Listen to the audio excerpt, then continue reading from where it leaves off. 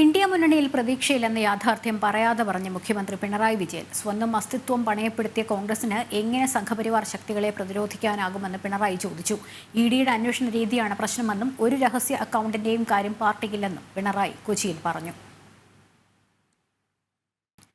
കോൺഗ്രസിനെ കടന്നാക്രമിച്ചുകൊണ്ടായിരുന്നു മുഖ്യമന്ത്രി പിണറായി വിജയന്റെ കൊച്ചിയിലെ വാർത്താ സമ്മേളനം ആരംഭിച്ചത്. കോൺഗ്രസിന് സ്വന്തം പതാക ഉയർത്തിപ്പിടിക്കാനുള്ള ആർജവം നഷ്ടമായെന്നും ലീഗിന്റെ വോട്ട് വേണമെങ്കിലും കൊടിക്ക് അയത്തം കൽപ്പിക്കുകയാണെന്നും മുഖ്യമന്ത്രി വിമർശിച്ചു. SDPI കോൺഗ്രസ് ഡീല് നടന്നിട്ടുണ്ടെന്നും കോൺഗ്രസിന്റെയും ലീഗിന്റെയും കൊടികൾ മറച്ചുവെച്ച് SDPI കൊടികൾ ഉയരുന്ന സാഹചര്യം ഓർത്തു നോക്കണമെന്നും പിണറായി പറഞ്ഞു. രാഹുൽ ഗാന്ധി ലീഗിന്റെയും കോൺഗ്രസിന്റെയും പതാക വേണ്ടെന്ന് വെക്കുന്നു എന്നുള്ളത് നമ്മൾ കണ്ടു.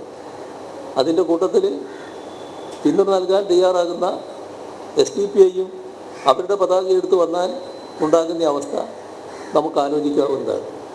ഇവരെല്ലാവരുടെയും പിന്തുണ തങ്ങൾക്കിരിക്കട്ടെ എന്നതാണ്, ആ ഒരു അവസരവാദ നിലപാടാണ് ഇവിടെ UDF സ്വീകരിക്കുന്നത്. കോൺഗ്രസിനെതിരായ ED നടപടികളെ അവർ എതിർക്കുമ്പോൾ തന്നെ മറ്റു പാർട്ടികൾക്കെതിരായ EDയുടെ നടപടികളെ കോൺഗ്രസ് പിന്തുണയ്ക്കുകയാണെന്നും കെജ്രിവാളിനെതിരെ വിമർശനം ഉന്നയിച്ചവരിൽ കോൺഗ്രസ് മുന്നിലായിരുന്നുവെന്നും പിണറായി ആരോപിച്ചു.